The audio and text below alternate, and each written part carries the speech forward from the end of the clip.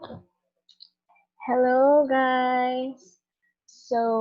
Good morning, good afternoon, or good evening, depende kung anong oras nyo ito pinapanood. So, as you can see in my first slide, I am going to discuss the Module 2 in Human Behavior and Organization, which is entitled Individual Differences, Mental Ability, and Personality. Okay, so at the end of this module, you are expected to define individual differences, list the consequence of individual differences, and identify what makes people different from each other. Okay? So, before that, syempre, kailangan muna natin i-define ang individual difference as our first topic. By the way, you may turn on the caption since I will be speaking in English, so hopefully ma-recognize ni Google. Since the most of my slides here is actually not wordy. Ibig sabihin wala masyadong definition. Okay, so first is individual differences. This refers to the variation of reactions people whenever they are confronted with the same situation. These variations could be traced to our personal characteristics. So, as the term itself, individual differences refers to the uh, people's pagkakaiba-iba. Okay? Same situation, pero iba yung reaction. Okay? That is how we are different. For example, sa color pa lang. Girls, pag sinabi natin pink, you may say na gusto ko yan kasi pink, pero you may say, ay, ang girly naman. So, ibig sabihin, same gender kayo, same stimulus, but you have different reaction. Okay, yun yung individual difference. So, it is important that we recognize that people are different. Okay, as a manager, why do you have to study this? We should recognize that our people, okay, as future managers, when we are faced with different problems, it may require different solutions, lalo na kapag iba-iba rin yung mga tao. So, people are really different, kaya mahirap maging manager kasi you cannot expect, although syempre there is a general reaction or general solution, but then you cannot assume that everybody will react to the same. Okay, for example, for the bonuses, ganyan. For example, sa money, or financial or monetary bonus, you cannot expect others na ay they are happy, although syempre basic yun, di ba? Pag money, you cannot expect that they will be perform better if you give them bonus kasi iba-iba yung needs natin. Iba-iba yung factors that motivate us. Okay, so we must recognize as future managers that people differ in productivity. One person may finish 10 in a day, other person will finish 20 or even less. Okay, kahit 5 ang matapos niya, ganyan. So, people differ in the quality of work. Yes, kahit pa parehas sila ng training, parehas sila ng pinagdaanan na kung ano-ano na, yun nga, sa training or sa different, same sila ng age, same sila ng gender, same sila ng height, but the quality will be different. People react differently to empowerment. Some do not want empowerment. Gusto nila parang may nag-uutos lang. Pero that some people want to make their own decisions. That's empowerment. Okay. People react differently to styles of leadership. So, if you can recall our lessons in leading, one of the functions of management, um, if the leadership style of a manager is, for example, autocratic or authoritative, some will like it, yung mga gusto nila straight, ganyan. Pero some, ay, ano ba yan? Hindi na uso yung mga ganyan, di ba?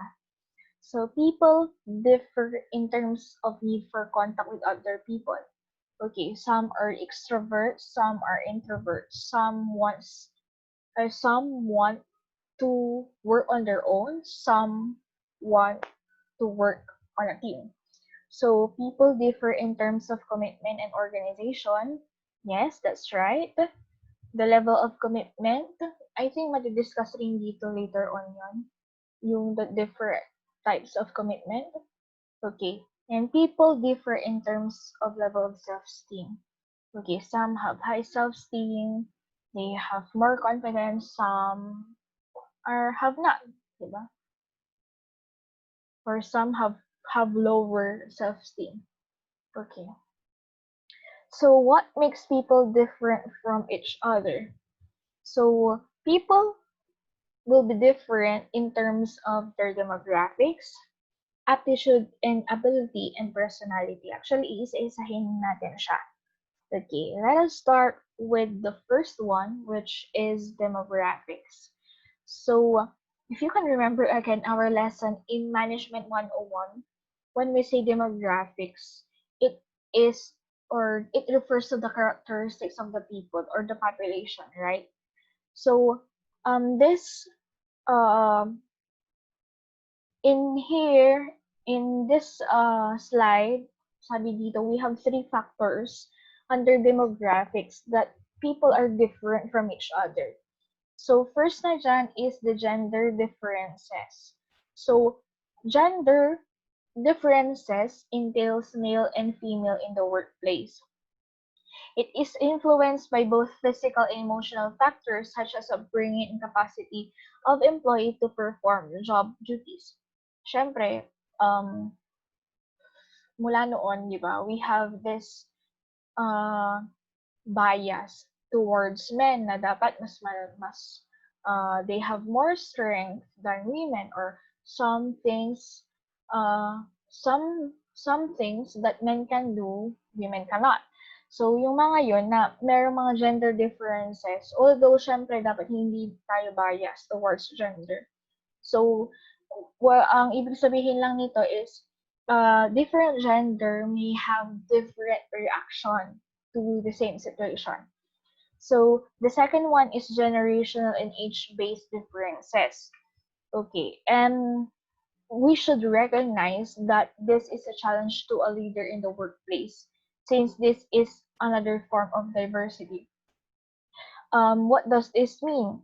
People may have may People belong to the same generation may have similar ideas, work attitudes, and the like. Okay? If they are in the same generation. So, nagkakaroon ngayon ng tinatawag natin na generation gap. Okay? Na millennials are very different from, syempre, yung Gen Z for that instance, and millennials are very different from baby boomers or generation X, ganyan. So, maraming mga, I think na-discuss ko rin yung last time sa Management 101 na merong iba't ibang mga biases. Anong tawag doon? Nasa dulo ng dilo ko yung term. But then, yun yung mga stereotypes. The term is stereotype. Hashtag stereotype. These are the stereotypes na they have different work ethics, they have different values, ganyan. And at the same time, syempre, when we say generation, we can also talk about the age. Age differences of workers may also cause variation of behavior of workers. So most often, age is associated with experience. Okay, so uh, my question is, and you can comment below, and I will be choosing one na best answer talaga.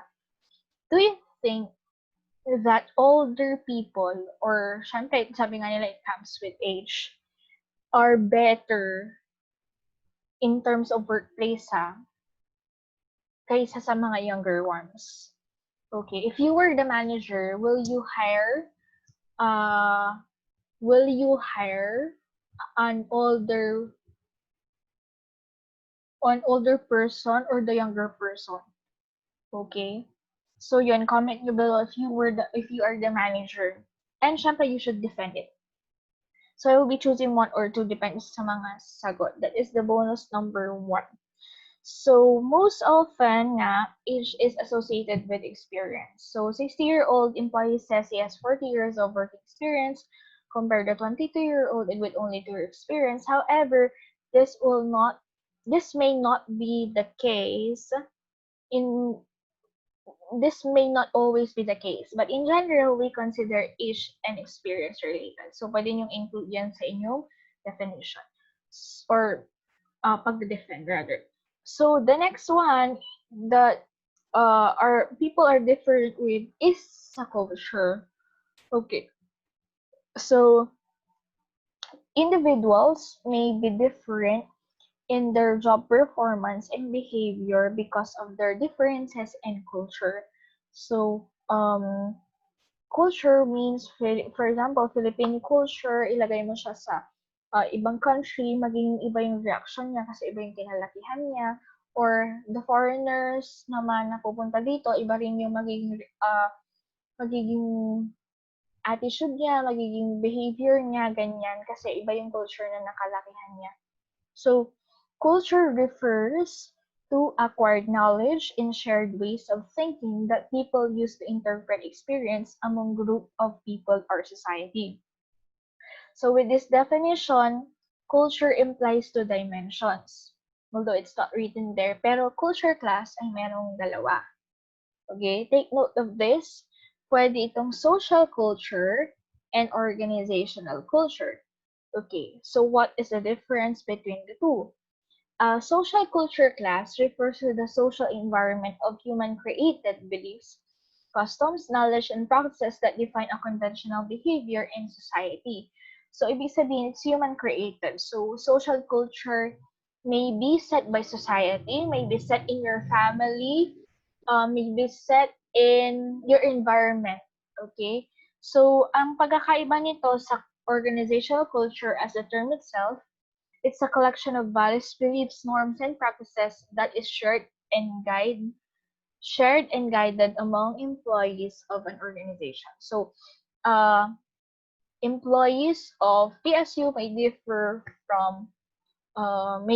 in terms of behavior, in terms of personality, ganyan, sa ibang university, sa UP, Ateneo, UST, or even the local colleges sa Dagupan, ganyan. So, Pepsi employees may have different behavior than Coke employees because they have inside the organization kasi may nabubuong culture. Okay, for example, hindi ko alam kung this is a general culture ha, pero for example, if you are a newbie inside an organization, pag first na sahod mo, kailangan mong mag-blow out, ganyan. Yung mga ganon. So, I think, sa Filipino kasi medyo uso yung ganon. So, pwedeng nasiset yun sa org culture natin. Okay. Next is aptitude and ability. Second na to. First yung demographics. Anong pagkakaiba ng aptitude at ability? Alam ko narinig niyo itong aptitude. It's not attitude ha. Iba yung attitude. This one is aptitude. So, I think the civil service exam, merong parang tinatawag na aptitude test or aptitude exam. Ganyan. So, what is the difference between the two? Aptitude refers to the innate capability of a person to learn a certain skill. Okay, so ibig sabihin, the higher aptitude you have, okay, or the greater aptitude you have the capacity to absorb, kung parang fast learner ka, ganyan. So, anong pagkakaiba niya sa ability? Ability is the capacity of an individual to carry out or perform a certain task. An individual's ability comprises of 2 factors, physical and mental. Okay? So, makikita rin natin later on, although syempre you are familiar with this, kasi I think when I was in college, discuss namin ito sa PE1. Okay, I think pati nung high school yata. Pero syempre, i-review pa rin natin. Let's start with the physical abilities. Ayan. So, as you can see in the picture, Meron ba bang ganyan? Although, syempre nakakamiss talaga mag-mall, no? Pupunta ka sa quantum, ganyan, di ba? This is a test of strength, right? So, physical ability is the capability of an individual to perform tasks which demands stamina, strength, dexterity, and similar characteristics. So, meron tayo ditong siyam. Sige. I-discuss lang natin yung definition niya. Naalala nyo to, yung sa mga physical exam na, for example, yung shoulder flex, yung abutin mo yung yung kamay mo sa likod, ganyan. Ito yung mga yun, nung high school. Okay, it is actually a physical exam. Okay, so number 1 is dynamic strength. This is the ability to exert muscular force repeatedly over a period of time. Okay, the second one is strength, ability to exert muscular strength using the trunk muscles. 4, static strength is also called isometric strength since it is used for isometric exercises. It is referred to as the ability to exert force against external objects. Some activities which are needed this strength are climbing. Syempre sa mountain climbing, di ba? Kasi you are against the gravity. Okay. I think even mountain biking, motocross, and other similar activities, ito yung examples natin ng static strength. The fifth one class is explosive strength. It's the ability to expend maximum force for a minimal time. This includes jumping, wrestling, gymnastics, ganyan. So, the next is extent. Ito naman, flexibility ang tinutukoy niya na. Okay, so extent flexibility is generally a joint specific wherein this is the ability to flex the trunk and back muscles as far as possible. Okay, feeling ko kasama dito yung shoulder flex when we were in high school. Next is dynamic flexibility. This is the repeated ability to make rapid, repetitive flexing movements. Feeling ko ito yung mga nag-backflip, ganyan. Or gymnastics din, pwede rin siguro dyan. So, the next one is body coordination. This is the ability to harmonize actions of different parts of the body simultaneously. So, actually, this includes dancing, di ba? Ito, pag parang hindi ko mapagsabay yung isang kamay ko saka isang paa ko, gano'n. That is body coordination. Okay, next is balance. It's the ability to maintain stability despite of the forces pulling off equilibrium. Comment down below kapag hindi kayo marunong magbike. Just a trivia. Alam niyo ba, noong January 1, 2018 lang akong natutong magbike. As in, kasi takot ako. Feeling ko hindi ako magaling mag-balance, kanyan. So, meron palang technique para makapag-balance ka. So, yun. Kung kayo ay hindi marunong mag-bike, huwag kayong mawalan ng pag-asa. Kaya yan. Just patience lang siguro. Huwag kayong matakot. Yun yung first rule. Okay. And the last one for physical ability is stamina.